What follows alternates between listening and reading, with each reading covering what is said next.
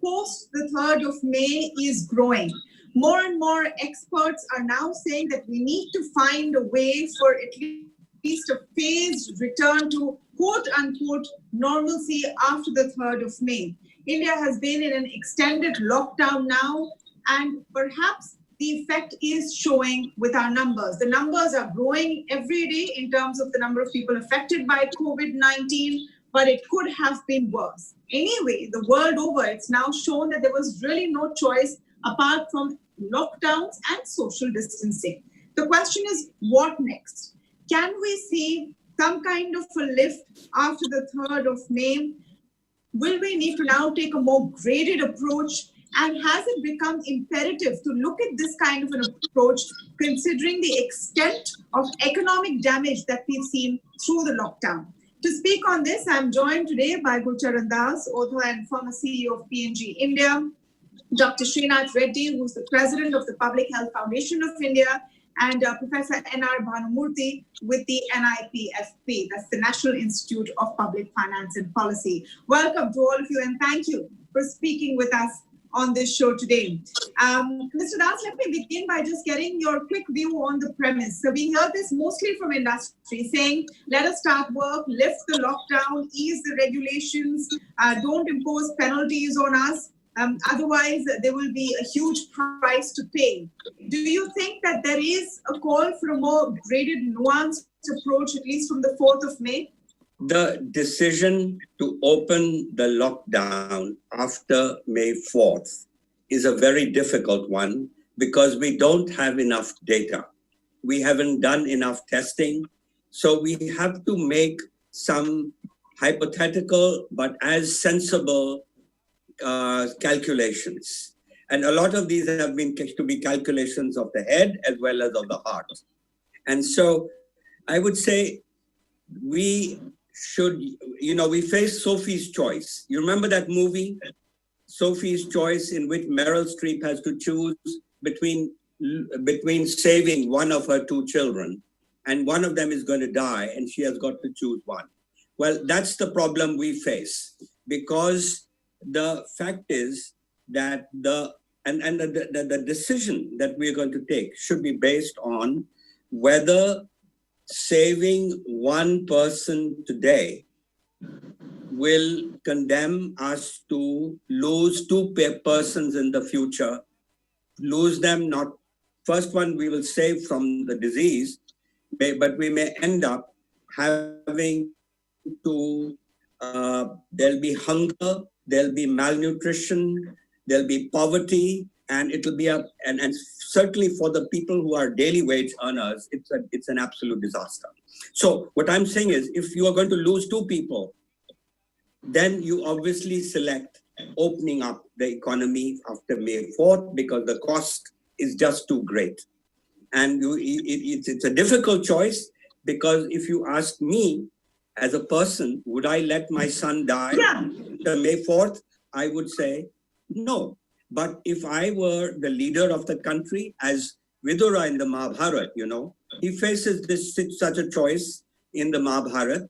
And as the Raj Dharma, he says, is to save a village and sacrifice one person. So the same thing, I think, applies here. And I would say that my gut tells me that the cost of the lockdown is going to be greater than the saving of the lives today. And therefore, I would open with very strict conditions. One, I would not allow anyone over 65. I'd keep them locked down, people like me. I would not open in hotspots. I'd open to the rest of the country with the proviso of masks, social distancing, including in public transport. And I would not have license Raj, meaning no passes, etc. You have to depend on people, but if they do not comply, then you can impose penalties. And finally, I would say that we should we should open up the whole economy and make sure, whether in larger events or anywhere, that if people disobey, that's a huge penalty they have to pay. That's all. Okay, what about the medical side of it? Dr. Reddy, is it really a Sophie's choice at the end of the day? Because the rest of the world is also figuring how to move on. We are seeing the way things have happened in Wuhan. There was a second wave as well. There have been reports of second waves also in other countries. So, what is the graded approach we can take? Yes, you're absolutely right that we need a differentiated, staged release from the lockdown. It can't be a one size fits all for the entire country. We have to do a district-wise assessment and certainly confine the hotspots to a more prolonged lockdown, have selective restoration of services in the intermediate areas, and a more liberal approach in the other areas. It is true that our testing may not have been extensive, but we do have other methods of assessment, particularly during a lockdown where you can't go around testing everybody. You still have, if you think of it like a triangle, at the top are the hospital admissions. In the middle are influenza-like illnesses, which can be assessed not only through the what's called the National Disease Surveillance Program, but also by household surveys. And at the bottom, which is the larger area, you could still have a large number of asymptomatic people who could not have been identified otherwise. But now we can actually do random sample surveys of district by district and then find out what the prevalence of even those people is, apart from symptomatic cases. So we have a rough idea of how to grade the districts. And then we can then have a selective approach. Now you have spoken of other countries. South Africa has just come out with a brilliant plan. They've actually patterned it into 5 types of graded response, 5 stages. And that is based upon what is in the United States called the terrorism response, level 1 to level 5. What other countries use it for disaster management response, level 1 to level 5. Now, this is based on 3 types. One is risk of transmission, including the ease of implementing mitigation measures. Second is expected impact on the sector of continued lockdown, including prior vulnerabilities, both of the sector and of the people, like, for example, informal workforce. Third is value of the sector to the economy, that is contribution to GDP, multiplier effects, and export earnings. Now, these 3 will have to be reconciled. Obviously, at least for the present, public health takes the precedence, but while actually ensuring that the risk of mass transfer of the virus doesn't take place, then what are the sectors that can be eased up first? Whether it's a social sector where you want to get the schools restarted, or whether it's the informal workers in the agricultural sector or in other sectors. So they have a brilliant plan. That is the kind of plan that we must develop for our country as well. But certainly we cannot compromise with public health priorities, because if we do that, we are going to have a huge loss in terms of healthcare costs, loss of human resources, and that's not going to be really beneficial for us in the long run.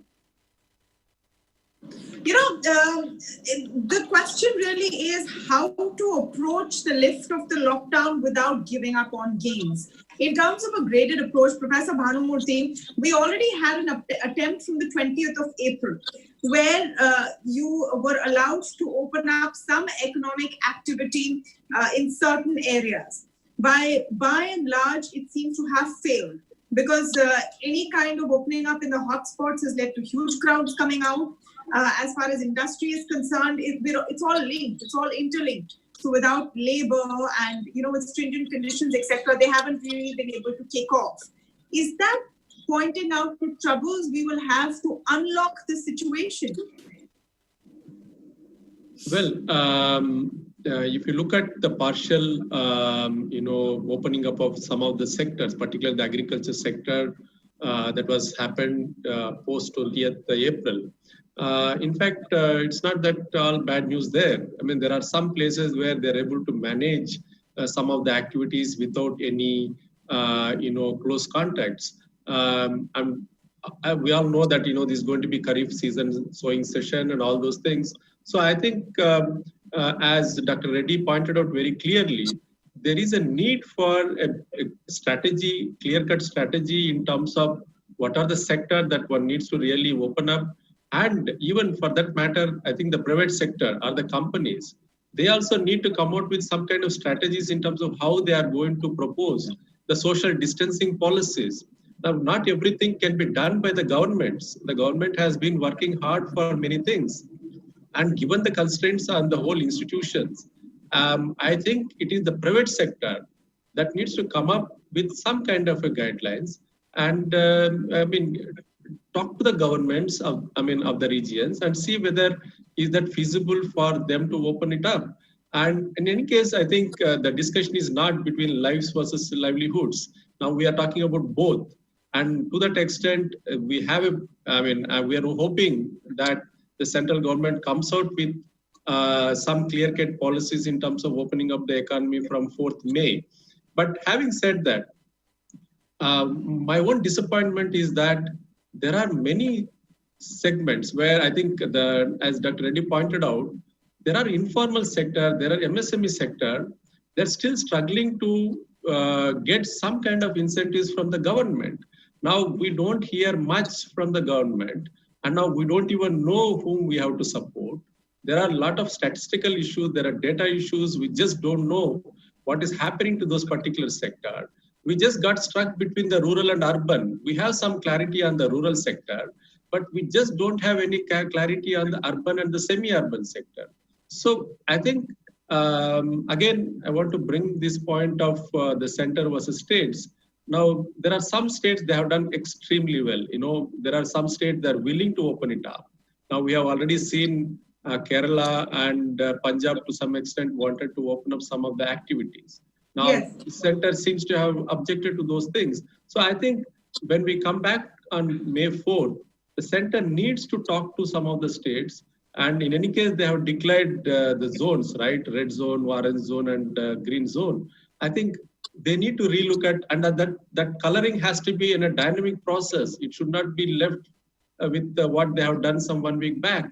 Every day we need to look at the color of the map and we need to recolor it and see what are the hot spots, what are the green spots that are happening over a period of time. I think it's a dynamic process, and the center as well as the states, in particular the districts. I think districts are the one which are implementing agencies. I think that we need to be in touch with the district collectors Yes. and magistrates before we start looking at opening up of the economy. No, I'm assuming, my premise is that this information collection is going on. You've had several meetings between the Prime Minister and various chief ministers. The politics is going on the side about which state is doing better and which is not, which frankly at this time is ridiculous because each life matters and COVID does not discriminate on, any factor.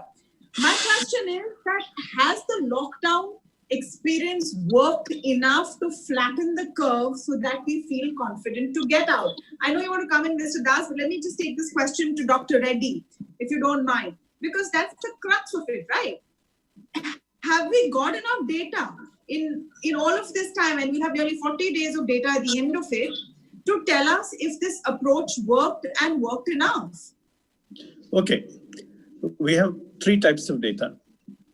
One is from testing, which is of course incomplete and doesn't have necessarily a random sample of the whole population, but hopefully we will be able to get a district-wise random sampling done soon.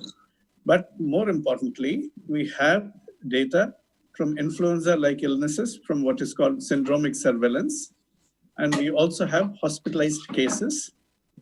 So putting all three of them together in a three-dimensional picture, we have some assessment of where the severity is. We know that the 6 cities, which contribute about 50% of the entire load, are the places with large international airports where people had come in from abroad, and from there, they and their contacts streamed out. We also know that rural areas are mostly protected, and we continue to need to protect them by confining the transportation between urban areas and rural areas, even post-lockdown, to essential goods and essential needs, so that the rural area continues to be not contaminated by viral ingress. So these are some of the lessons that we have learned. Now, obviously, the rate of transmission has been slowed down from whatever data we have. We are not seeing hospitals being flooded. We are not seeing reports of a huge surge in influenza-like illnesses. And we are also seeing from whatever interpretations we can put on the testing data that the doubling interval is actually slowed down. But we'll have to wait and see what happens after the lockdown is lifted. We cannot let down our guard. And that is where we have to have this differentiated strategy. And that can be helped not only with the assessment, which I said, of this three-dimensional picture, but if you can actually do random sampling in each of the districts with adequate rural and urban samples with antibody tests, we will be probably able to get a better picture. But certainly, I believe that the lockdown has helped thus far. Okay, random sampling is key. You know, another issue I want to bring about, because we often talk about corporate India, starting industry, and what happens then. Gurcharan, I'm going to come to you on this. There are a large number of migrant workers, you know, a whole lot of people who've loosely been put under the header of migrant workers who are waiting for the 4th of May or for some kind of a restriction to lift. And then they are going to want to move out to their hometown. It's not going to be reverse flow traffic. They're going to want to move down, you know, to their hometowns as soon as they can, as soon as they're allowed, as soon as public transport is up. What do you see as the ramifications of that? Well, I think that's a very important consideration. And certainly, if we follow, both Dr. Reddy and Dr. Bhanumurthy have made excellent points in this program. And I would just like to, before I answer your question, before I forget what they have said, I just want to underline the importance of random sampling, and it should be done on a war footing. This is an area testing is an area we have failed. Secondly, I think the point is also that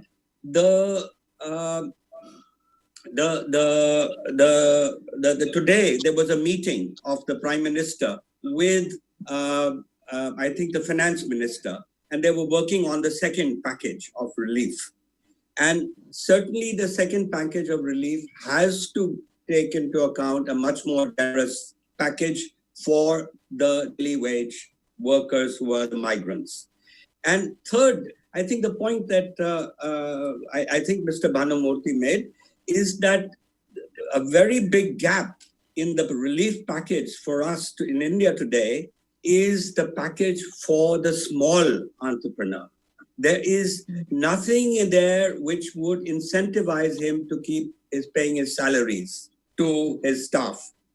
And this is where a lot of the countries have focused their attention. UK, US, Denmark, they are the ones who have said, and in India, of course, we have realized that 85% of the people are engaged in informal activity. This was the lesson we learned from demonetization, from the GST startup. These were two huge shocks that we sent to the small scale informal sector. Now, let's not repeat that again. So, very important to have a package which will allow the small scale sector to pay the salaries to their staff so that they can stop. And also, my question there, Bhanumurthy, on this package for the small scale sector, my question is that if these companies or these small businesses were to survive, or if they will survive, then that package should have come quite a while ago. Now, the realistic question that we face right now is how many of them are going to make it till the town? And the request is there to pay salaries. I'm not sure many are able to even survive at the end of it. Paying salaries might be a far-fetched. Yeah, see, I think as Mr. Das already pointed out, this is one major area where not only the government but also the other institutions like RBI and the SIDBI has actually let us down. Unfortunately, we can understand the dilemma of the government because you just don't have a proper database about the whole MSMEs. Now we just don't know what is their working capital requirement. We just don't know what are the payroll structure they have. Now, in the absence of this, a big black box and the much bigger black box in this country. Somehow, during the demonetization as well as GST, we definitely missed out of it. We should have learned the lessons at that point of time to really bring out the whole database in the MSME sector. Now in the absence of that, I'm afraid the government is going to do anything for that particular MSME sector. Now, RBI has already sanctioned allocated resources. There's nobody to come and take that credit from the SIDBI. No, that is the whole context that we're talking about. So my problem is, I think in India, the least thing that we bothered was database and the statistics, especially on the MSME sector. At least now we should quickly do some survey, and at least our SIDBI should do a quick survey on some of the big or small enterprises and come out with some relief package. We don't know whether they are going to use it for working capital, they are going to pay the salaries. Until unless we know for what they need resources, we'll not be having any stimulus measures for that particular sector. Yeah. Can I just can I just add one more thing? Mr. Bhanumurthy had made a good point earlier, and I want to follow up with that. You know, it's very ET now can do a service to the government and to the people. Why don't you have interviews every day with industrialists, people, entrepreneurs, people who employ 100 people, people employ 1,000 people, people employ 5,000 people, people employ 5 people, and do these and find out what are the problems they're facing, how would they open up, how could they ensure social distancing at workplace, how would they ensure social distancing in the transport that brings the workers to work, how would they ensure social distancing in the cafeteria, on the line, on the shop floor. I mean, these are the best practices that we could learn from. And I think channels like ET Now and other channels can do the country a favor. Yes. In No, this no, absolutely. And you know, if any of our regular viewers would know how we bring in voices and perspective from business owners of all sizes, that is our focus. I just want to end, Dr. Reddy, with one very clear question. As of now, do you think it looks like it would be safe to open up on May 4th? Well, again, as I said, it can't be a one-size-fits-all. There are parts of the country which are safe to open up with some precautions. I don't think you can open up cinema halls and malls and so on and so forth. I don't think it is time immediately for all flights to resume. They all have to be staged. But there are places in this country where it is safer to resume some of the economic activities. But obviously, we have to prevent large gatherings. We have to prevent also that any kind of major movement between hot zones and other zones. And these are the kind of precautions that we ought to take. And I think it's very important for us to make sure that when we're advocating social distancing, that the poor are very unlikely to have the ability to follow social distancing. The government should take over all vacant houses, vacant vehicles, and ensure, available vehicles, and make sure that they have adequate housing where they can have some degree of social distancing, and public transport, which is necessary for going to work, also permit some degree of social distancing. Otherwise, social distancing can't only be for the middle class and the rich. Infection has negative externalities. The virus can spread from a poor person to a rich person. So the rich cannot remain confined in their houses and start wondering what's happening in the slums. They have to take care of everybody in society. Yeah. Can I just add one quick point? Can I make you see, I disagree with one point that Dr. Reddy has made. That is that actually malls are much safer places than bazaars. You have a lot more crowding in an Indian bazaar if you open up the bazaar. But malls actually have much fewer footfalls, and it's much easier to observe with the discipline that you have of security in malls, much easier to observe social distancing in malls. We have this elitist prejudice against malls, but in fact, they are as workplaces for retail far safer than the bazaar or the kirana. I think I'm going to let Dr. Reddy come in on that. And Yeah. since you're talking about elitists, the fact is that, common people have to go out and shop. Not everyone is going to the mall. Oh, sure. But malls, I would say, okay, as long as the shops are serving customers, fine. But not cinema halls and restaurants, not immediately. So as I said, go back to the South African plan. It's beautifully done in terms of different levels of response and potential for changing the level of response based on constant assessments. Now, that is the kind of planning we need to do. All I'm saying is that you cannot have large gatherings in confined spaces. All right. I'll have to end it there with the hope that, the mission to reopen starts taking some form and shape, and we can look at this happening from the 4th of May. It is imperative to maintain social distancing, to stay safe, but also find a way to live with this new reality of COVID-19, which could be around for some time now. I want to thank all of you for joining us on the show this evening.